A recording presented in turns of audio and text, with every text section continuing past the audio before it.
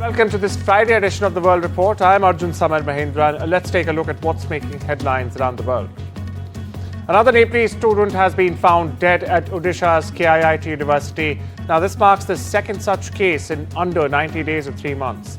The 18-year-old first-year student was discovered hanging in a hostel room Thursday evening. Meanwhile, police suspect suicide but are awaiting post-mortem results. The earlier case, for perspective, was in February that involved a student who had in fact filed a sexual harassment complaint. Now, both deaths have sparked protests and raised serious concerns about campus safety and the university's handling of international student welfare as well.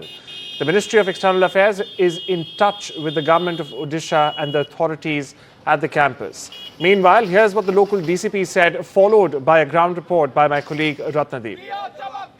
कल evening में एक body hanging अवस्था में kit से information आया था, kit university से, कि एक रूम में ऐसे उनको पता चला है। तो इमीडिएटली उन्होंने पुलिस को बुलाया था, पुलिस वहाँ गई थी और इमीडिएटली बॉडी को जो हैंगिंग अवस्था में थी उसको नीचे किया गया और हो सकता था कि लाइफ हो बॉडी में और बची हो लड़की, तो इसलिए इमीडिएटली उसको जो लोकल हॉस्पिटल है, जो किम्स हॉस्पिटल है, वहाँ पे ट्रीटमेंट के लिए लेके गया। वहाँ पे पहुँचने के बाद पता चला कि शी इज़ नो मोर। पता चला है प्रिलिमिनरी इन्वेस्टिगेशन में कि वो लड़की नेपाल से है और फर्स्ट ईयर स्टूडेंट थी यहाँ पर कंप्यूटर साइंस एंड इंजीनियरिंग में।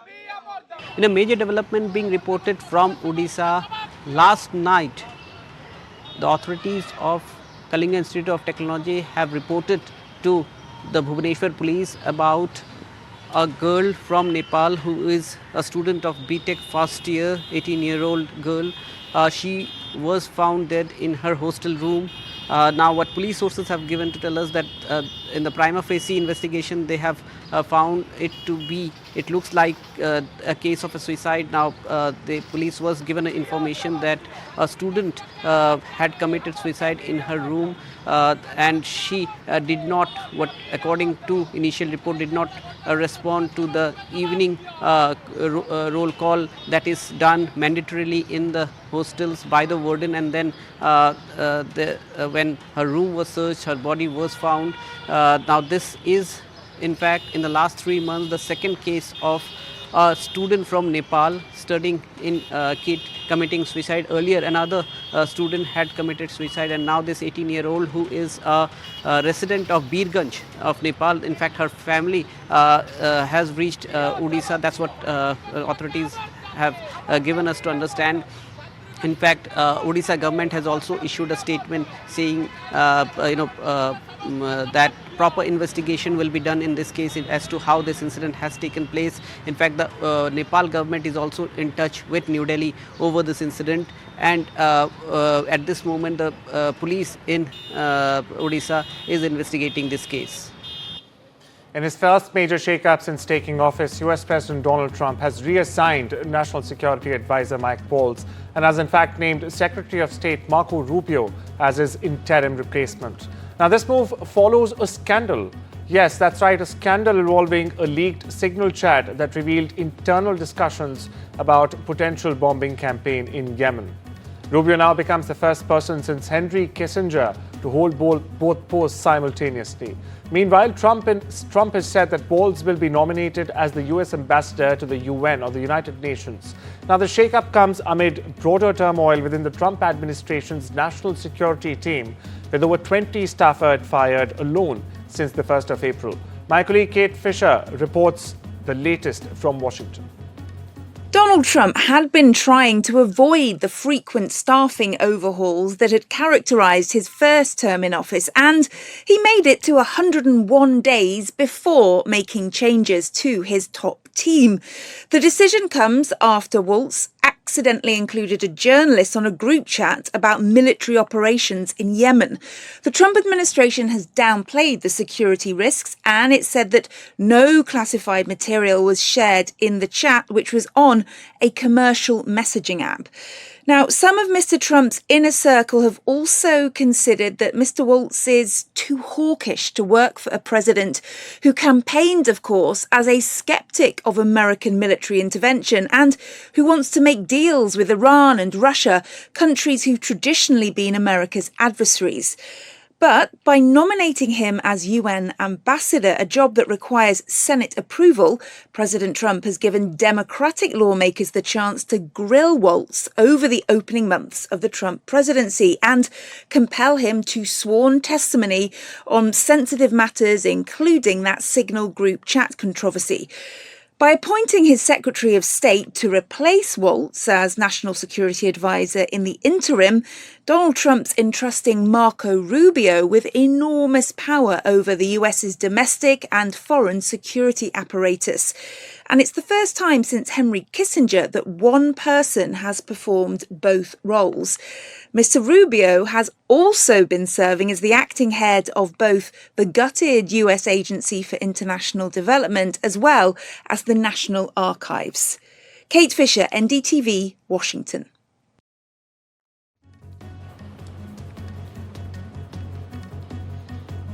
US President Donald Trump has threatened secondary sanctions against countries that continue purchasing oil or petrochemicals from Iran.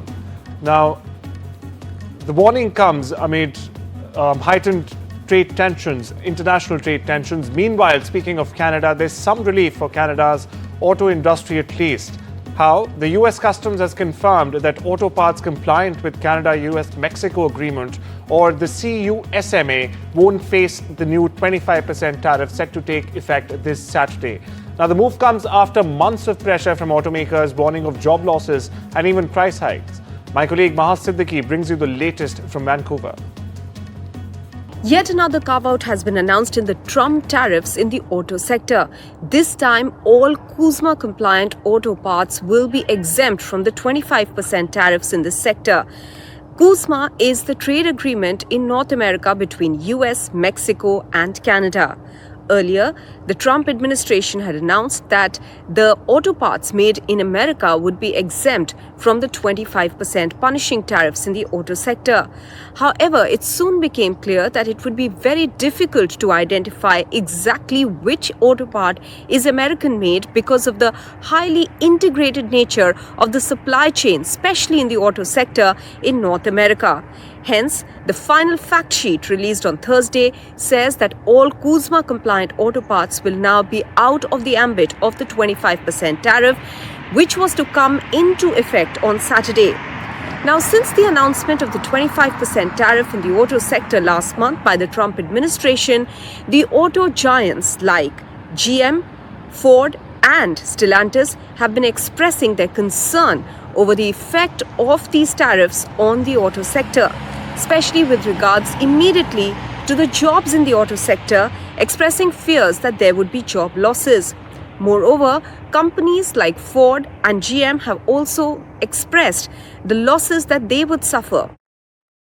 US President Donald Trump has threatened secondary sanctions against countries that continue purchasing oil or petrochemicals from Iran.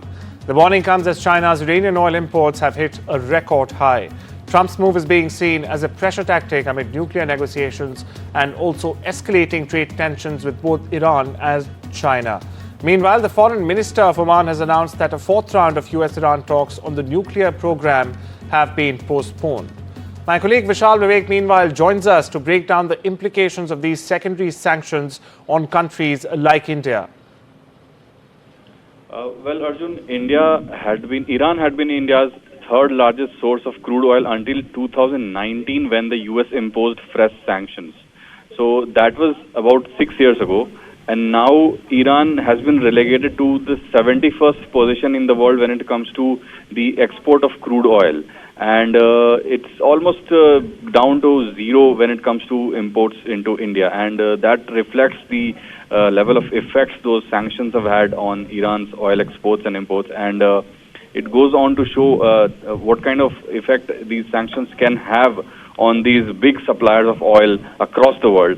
And this is yet another effort by the US administration to, arm twist the Iranian administration into accepting those terms that it wants the Iranian regime to accept so that it can curtail the nuclear program of Iran regime, which it has been trying to control for a while now. We all remember a deal was signed in 2015, which Trump later backtracked from.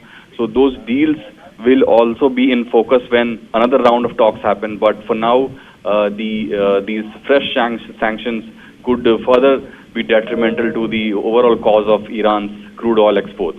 Well, thank you so much for that, Vishal. Moving on, from Washington to New York and Los Angeles, May Day protests have turned into a national outcry against President Trump's immigration crackdowns and also plans to, in fact, cut Medicaid. Lawyers, labor unions and immigrant rights groups led demonstrations, accusing the administration of, in fact, favoring billionaires over working families. Several protesters were seen being taken in custody during a May Day rally in Philadelphia. Meanwhile, lawmakers, including Bernie Sanders and Alexandria Ocasio-Cortez, rallied protesters, warning that cuts to Medicaid are still looming despite a temporary pause. Here's what they said. Now, I'm not going to tell you that the struggle in front of us is easy. The oligarchs own the economy, they own the media, they own the political process. That's the reality. And I may not have a PhD in mathematics, but there is one thing I do understand.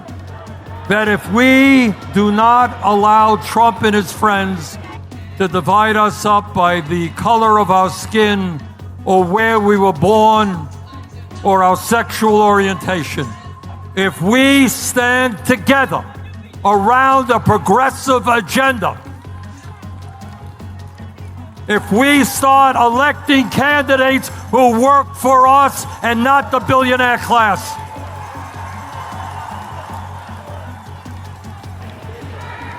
if we think big and not small, brothers and sisters, there is nothing we cannot accomplish. Let's go out, let's do it, let's transform the country. Thank you all very much. China has said that it's evaluating an offer from the US to hold talks over tariffs imposed by President Donald Trump. The 145% duties have strained relations and rattled markets, to say the least. But Beijing's Commerce Ministry has said that its door is open to negotiations, if Washington, however, shows sincerity. While both sides signal a willingness to talk time and over again, Beijing has in fact warned that coercion and pressure tactics will not work. The developments raise hopes of a potential de-escalation in the ongoing trade war. Over in Washington, US Vice President J.D. Vance has said that the war in Ukraine is unlikely to end soon. Yes, that's correct. He told Fox News that Russia and Ukraine must find middle ground to stop this conflict. Now, his comments follow a new US-Ukraine deal to share profits from rare earth minerals in exchange for future American security assistance, at least for now. Van also defended President Trump's approach, even as Trump hinted Ukraine might cede Crimea to achieve peace, a suggestion Ukrainian President Zelensky opposed vehemently. Meanwhile, on the battle lines, fighting continues. A Russian drone strike in Zaporizhzhia injured 14 people, while Russia accused Ukraine of bombing a market in the occupied south, killing 7, a claim Kiev denies. President Donald Trump has signed an executive order to defund the NPR and the PBS, accusing them of bipartisan bias. The order directs the Corporation for Public Broadcasting to halt direct funding and cancel existing grants. Critics have said that the move undermines press freedom and effectively essential news access as well, especially in rural and underserved communities across the US.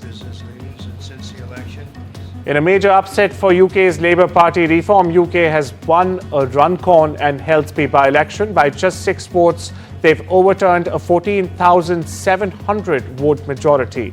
The narrow victory gives Reform its 5th MP and raises fears within Labour of further losses to Nigel Farage's party in the next general election. Now, the seat became vacant after Labour MP Mike Amsbury resigned following a criminal conviction. Immigration, energy bills and public anger over Labour's local decisions have dominated the campaign. Meanwhile, Reform's success in this Labour stronghold is being seen as a breakthrough moment, to say the least, for the Populist Party. South Korea's former acting president Han Duck-soo has announced his candidacy for the country's upcoming snap presidential election scheduled for the 3rd of June. Now, the move comes a day after Han resigned from office, with political observers saying his experience may very well make him a strong contender in a closely watched election race. As time is limited to a short break, I'll see you on the other side.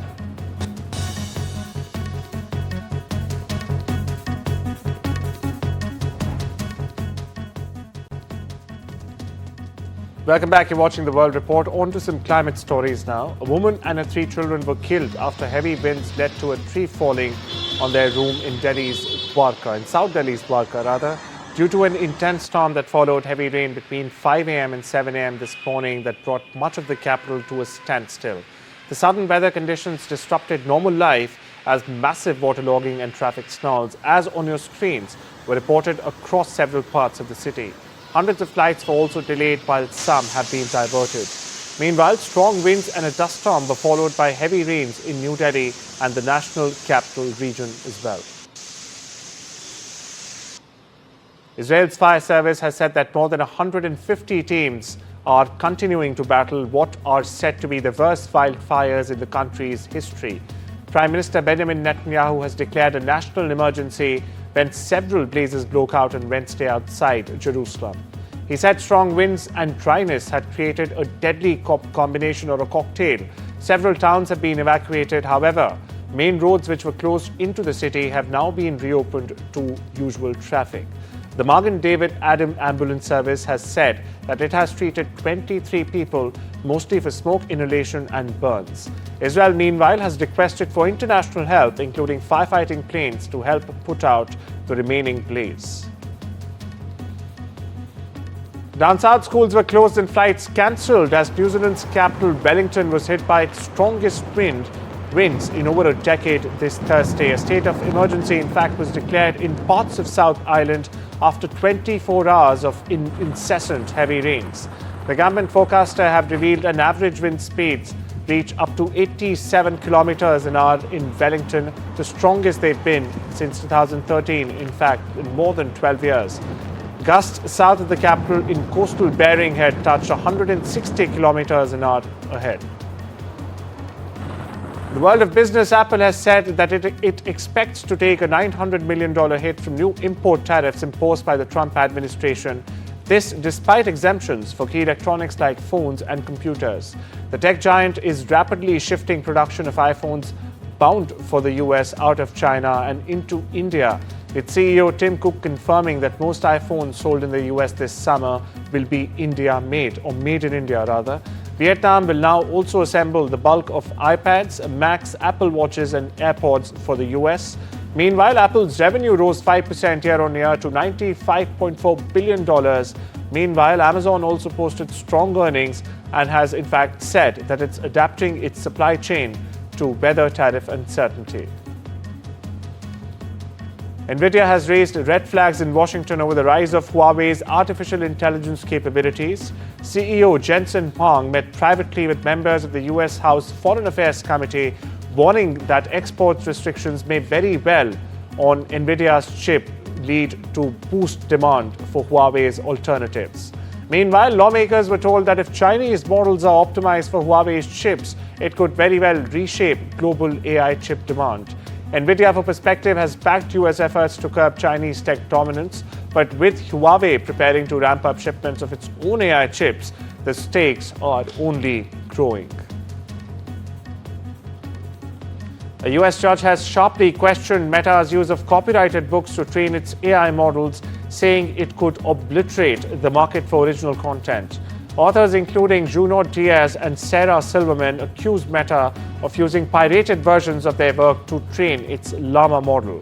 Now, Meta argues it's fair use, but the judge seemed unconvinced and unmoved. So much so, warning that AI-generated content could flood markets. The outcome may also set a major precedent for how AI firms access creative content. Danske Bank posted stronger than expected quarterly profits and held its 2025 outlook steady, this despite global economic uncertainty. The Nordic lender spent a 2% rise in profit, driven by resilient credit quality and strong regional growth. Meanwhile, US tariffs are rattling global markets. They continue to rattle global markets. In fact, Danske says the impact on its core Nordic operations should be moderate. The bank sees encouraging signs for its inflation and employment across Denmark and neighboring countries as well, even as global fears of recession keep on becoming stronger. Manchester United legend or Man U legend David Beckham celebrates his 50th birthday with friends and family in London this Friday. The former footballer will toast the milestone birthday with a lavish dinner spread party at the 3 Michelin-star restaurant Code in the heart of central London. David and Victoria's children, meanwhile, are all set and all reported to be on the guest list for the bash, with celebrity friends including the likes of Tom Cruise and former Man U class of 92 teammates also expected to attend. Beckham gained over 100 caps playing international football for England as well. Transgender women will be banned from playing on women's soccer teams in England following a UK Supreme Court ruling last month. The Football Association has said it has decided to change its rules that had allowed transgender athletes to previously play on women's soccer teams if they had reduced testosterone levels. The Scottish Football Association, meanwhile, made a similar decision only last week. World of Entertainment Hollywood star George Clooney has earned his first ever Tony Award nomination for his Broadway debut in Good Night and Good Luck. Now, Clooney is up for the Best Actor in a Leading Role in a Play for the adaptation of the 2005 political drama, which he also, interestingly for your perspective, co-wrote. The play earned 5 nominations, though surprisingly missed a Best Play nod. Also earning first-time nominations are Nicole Scherzinger and Sarah Snook. Leading the pack this year are musicals Buena Vista Social Club, Death Becomes Her, and Maybe a Happy Ending, each with 10 nominations, by the way. The Tonys will be held on the 8th of June in downtown New York. Singer-songwriter Jill Sobule, best known for her 1990s hit Supermodel and I Kissed a Girl, has died in a house fire near Minneapolis. She was 66 years old. Now, Sobulu's music spanned satire and special commentary, was set to perform in Denver this week. Her manager confirmed her death, calling for a trailblazer in LGBTQ representation in pop music culture. And Green Day, the Grammy-winning rock trio, cemented their legacy with a star on the Hollywood Walk of Fame. Now, the band Billy Joe Armstrong, Mike Dirnt, and Trey Cool arrived to roaring cheers as fans lined up Hollywood Boulevard outside of Amoeba Music. Meanwhile, actor Ryan Reynolds delivered a heartfelt tribute, cheekily referring also to Armstrong's skincare routine as the best 6 hours I spent every night. On to some royal news. UK's Kings Charles III and Queen Camilla were joined by Swedish royals to plant a tree in the grounds of the Windsor Castle. Now, Charles and Swedish King Carl XVI Gustav planted a Swedish oak tree which was gifted from the royal nursery at the Solliden Palace. The tree was planted to mark Charles and Camilla's coronation almost 2 years ago. That's all we have for you today. Take care and have a wonderful weekend.